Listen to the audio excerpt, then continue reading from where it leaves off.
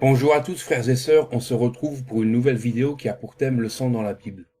Vous savez que les témoins de Jéhovah refusent les transfusions sanguines parce que pour eux, ça n'est pas biblique. On va donc étudier à travers les Écritures tous les versets qui parlent du sang et enfin on verra quelle position adopter en ce qui concerne les transfusions sanguines. Pour commencer notre étude, je vous invite à prendre le livre de la Genèse au chapitre 9, versets 3 et 4. Tout ce qui se meut et qui a la vie vous servira de nourriture. Je vous donne tout cela comme l'herbe verte. Seulement, vous ne mangerez point de chair avec son âme, avec son sang. Dans ce verset, on voit bien que ça concerne uniquement le fait de manger du sang. Pour continuer notre analyse, on va étudier un deuxième verset utilisé par les témoins de Jéhovah.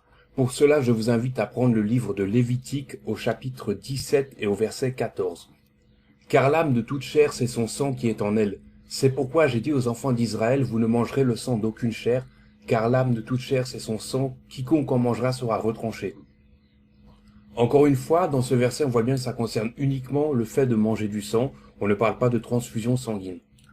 Pour continuer notre étude, on va regarder un autre verset qu'ils utilisent. Pour cela, je vous invite à ouvrir le livre des Actes des Apôtres au chapitre 15, on va regarder les versets 28 et 29. Car il a paru bon au Saint-Esprit et à nous de ne vous imposer d'autre charge que ce qui est nécessaire, savoir de vous abstenir des viandes sacrifiées aux idoles, du sang, des animaux étouffés et de l'impudicité, choses contre lesquelles vous vous trouverez bien de vous tenir en garde. Alors ici, on peut faire la même remarque que dans les deux versets précédents, on voit bien qu'il s'agit de choses à manger. D'ailleurs, si on regarde le contexte dans lequel l'apôtre Paul a écrit ce verset, on voit bien que ce n'est pas la viande en elle-même et le sang qu'elle contient qui pose problème, mais c'est tout simplement le sacrifice qui en a été fait aux idoles qui la rend impure aux yeux de Dieu. Cela reviendrait tout simplement à accepter les doctrines païennes que tout chrétien doit refuser. Jésus nous a enseigné quelque chose de nouveau en ce qui concerne les pratiques alimentaires. Pour cela, je vous invite à regarder l'Évangile selon saint Matthieu au chapitre 15 et au verset 11. Ce n'est pas ce qui entre de la bouche qui souille l'homme, mais ce qui sort de la bouche, c'est ce qui souille l'homme. Ici, on voit bien que ce n'est pas ce qu'on peut manger qui peut nous rendre impurs aux yeux de Dieu, mais c'est ce qui sort de notre bouche, c'est-à-dire que ce soit nos paroles, nos actions et nos pensées qui peuvent nous mener à pécher, c'est cela qui va nous rendre impurs aux yeux de Dieu.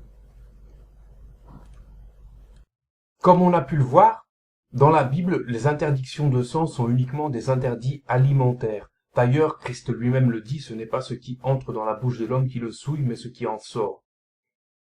Si on regarde aux États-Unis, chaque année, il y a environ 4,5 millions de personnes qui ont la vie sauve après avoir reçu un don de sang. En ce qui concerne les témoins de Jéhovah, d'après les statistiques, il y a environ 750 à 1000 personnes qui meurent chaque année, faute d'avoir reçu un don de sang. Si on regarde le don de sang lui-même, en quoi est-il désagréable? Le donneur conserve sa vie et le receveur a la vie sauve. Il n'y a aucun mort par ce transfert de sang. D'ailleurs, Christ lui-même n'a-t-il pas fait couler son sang pour nous, pour que nous puissions avoir la vie sauve? Pour finir, je voudrais poser la question suivante aux témoins de Jéhovah. Pensez-vous vraiment que tous ces morts qui n'ont pas reçu un don de sang sont agréables aux yeux de Dieu? Ne pensez-vous pas que de refuser une transfusion sanguine relève plus d'un fanatisme religieux plutôt que d'une réelle interdiction biblique?